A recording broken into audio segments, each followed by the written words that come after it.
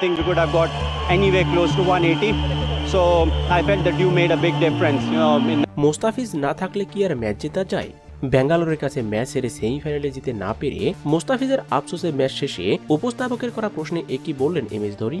বিস্তারিত জানতে দর্শক ভিডিওটিতে একটি লাইক দিয়ে চ্যানেলটিকে সাবস্ক্রাইব করুন।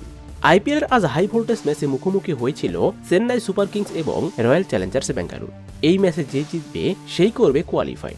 এমন ম্যাচে বেঙ্গালুরু প্রথমে ব্যাটিং করতে নেমে কোহলি, ডুপ্লেসি, ম্যাক্সওয়েল এবং গ্রিনের দুর্দান্ত ব্যাটিংকে নির্ধারিত 20 ওভারে 218 রানের বড় সংগ্রহ দাঁড় করায় বেঙ্গালুরু। ফলে বড় লক্ষ্যে খেলতে নেমে ইনিংসের প্রথম ওভারের প্রথম বলেই উইকেট বিলিয়ে দেয় চেন্নাই।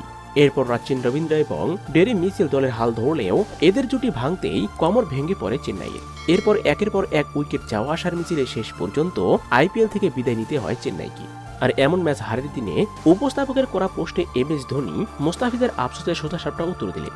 আজ যদি মোস্তাফিজ থাকতো, ডেথ ওভারে ওর দুর্দান্ত বোলিংয়ে আমরা ওদেরকে অল্প রানে আটকে রাখতে পারতাম।